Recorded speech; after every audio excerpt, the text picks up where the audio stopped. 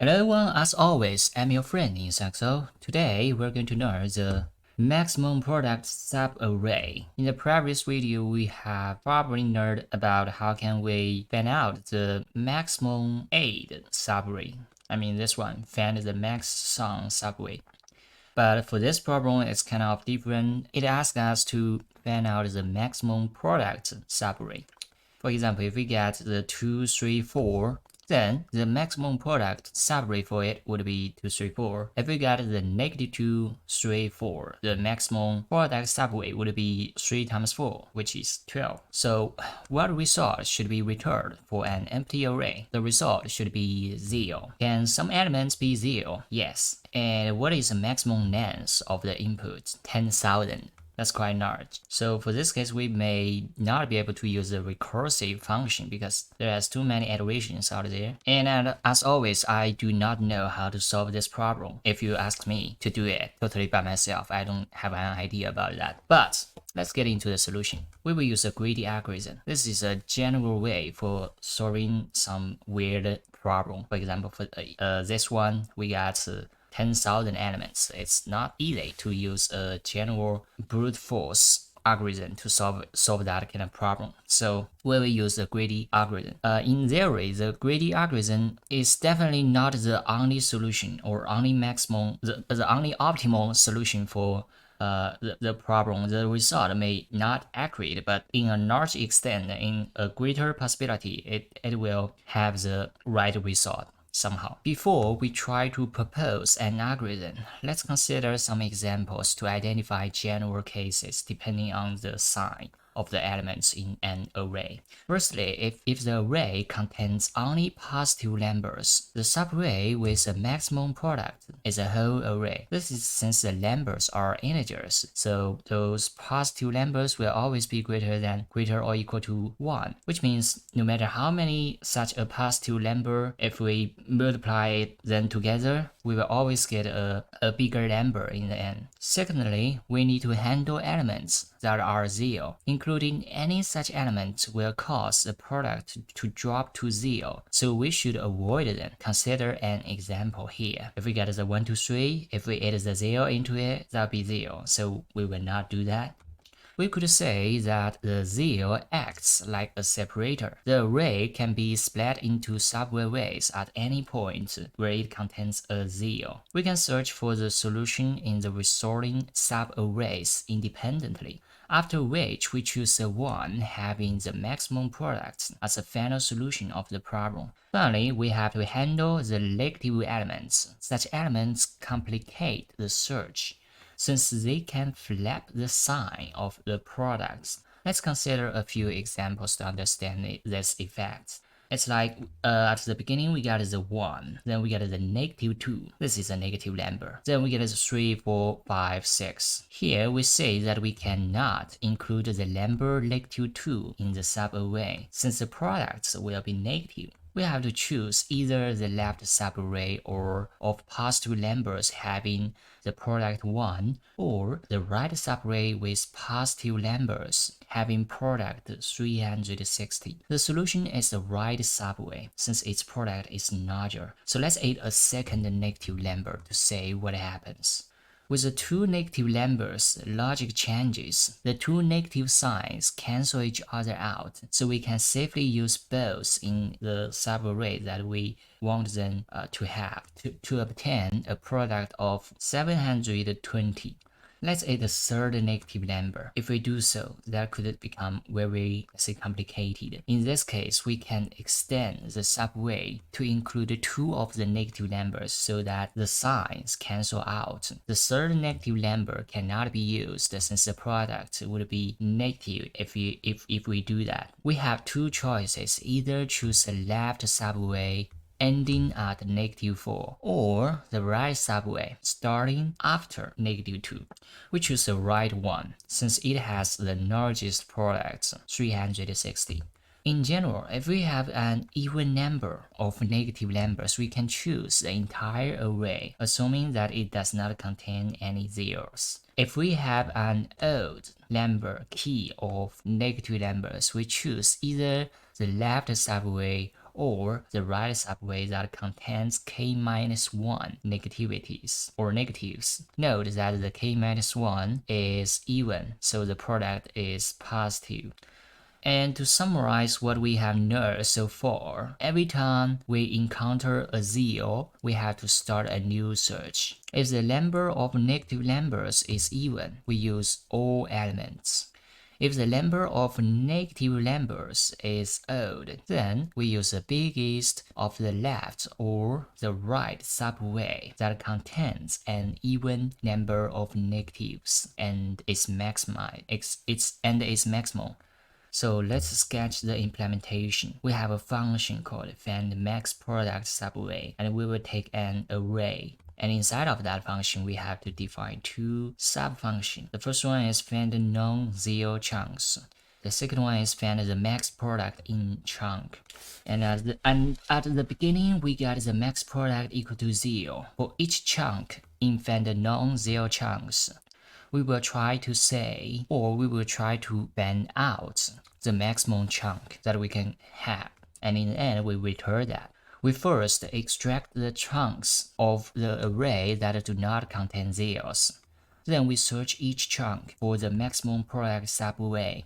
We return the overall maximum. Let's implement the helper function find non-zero chunks. For this one, at the beginning, we get the chunk equal to an empty list, and for each value inside of that array, if that value does not equal to 0, then we will add it to that chunk. Otherwise, if the chunk have some value inside of that, which means it's not an empty array, then we will yield that chunk, which means probably we're gonna return that value. I don't know. Then we will set the chunk equal to an empty list again. And at the end of that loop, at the end of this iteration for that array, we're going to do a check for that chunk. If that chunk still have some values inside of that, we will yield that, which probably means the return. I don't know why here he want to do the yield, but maybe he got his point. We iterate over the values in the array, appending non-zero values to the current chunk. Each time we find a 0, we yield the current chunk and empty it. We are careful to return the last chunk as well in case the array does not end with 0, so there are leftover values at the end. The code can be simplified slightly by removing the need for the final check by padding the array with a 0 at the end. Okay, this is a quite smart, let's say, solution so that you don't have to do the final check. But the logic remains the same. Let's now implement find maximum product in chunk. So how can we find the maximum product in chunk? Well, here we have defined another function called find maximum products forward pass. For this function, it receives the trunk, which is a list, and then for the maximum product, it's equal to 0. And at the beginning, the product equal to 1. That's pretty normal. Then for each value inside of that trunk or inside of that list, we get the product by times the value, by times each of the value inside of that list. Then we do a comparison with the max function. We want to know if the product is greater than the max product we have so far or not. If it is, we update the max products, and in the end, after all those iterations for this list of trunk, then we will just return the maximum product. And then let's have a look at the find max product in chunk function. For this function, we will still use the max method, but it's kind of different. It will do a comparison, let's say, first from the left to right, then from the right to left. Since here it uses some uncommon grammar in Python. I hope you know that. This is just a way that you could do to get the reversed list from a list. To handle the case where there are k negative numbers with key odd, so that we need to keep only k-1 negatives, we must make two passes over the chunk, one in which we use the first k-1 negatives, and another one in which we use the last k-1 negatives. The two passes are symmetrical, but the logic is identical. We take advantage of the symmetry to implement the logic in a single function, which is a find maximum product for word paths. This computes the maximum product by taking the maximum of the running product as we iterate over the array from left to right and from the right to left. To handle the case of choosing the last k-1 negatives in chunk, we call the helper function again with the chunk reversed, exactly like what I think it is. Thus, we make two passes over the chunk. One is for word direction by passing chunk, and another in the reverse direction by passing the reversed chunk. Okay, so the way this works can be seen in the following example. Okay, so what I did is keep doing the counting to say if it add a new element to the product value, whether it will change the current maximum value or not. If it changes, it will update the maximum value. If it's not, it will keep the current maximum value unchanged. That's why here you see the 111 and 24, 24, 24. Notice how keeping track of the maximum product allows us to avoid negative products.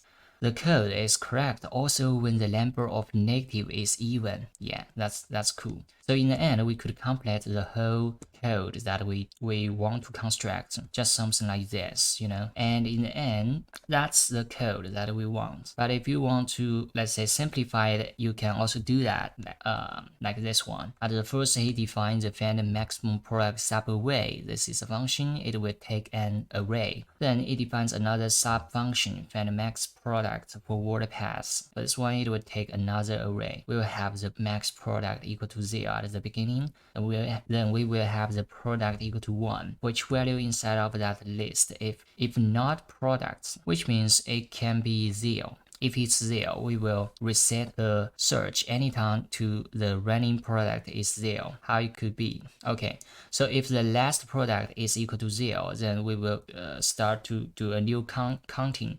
So that's why we set the product equal to the value here. And if it's not, we will just get the new product by multiply it to the current value inside of that array. Then we will also keep counting the maximum products by doing this. In the end, we return the maximum product. And that's not finished yet. We will also return the maximum value by giving that function let's say a sequence order array. Then we will give it an inverse version of that array so that we won't miss any possibilities out there. Well, the greedy algorithm may not be the maximum solution, may not be always the maximum solution, but it is a maximum solution somehow. But if you want, you can also use a dynamic programming method, but let's say it can be very hard to understand because, as you know, if you look at its implementation, you would say that it really spent a lot of time to think about how he's gonna do it. And yeah, it's quite hard, as you could see here. So you know what I was thinking about? I was thinking that if we can solve a problem with one way, then if that way is okay enough, we probably do not need to learn another way for solving the same problem. We could leave that energy to some other more interesting thing because we all have limited time, as I said before. So that's it. That's today's learning for the algorithm, and I will see you guys in the next video. Bye.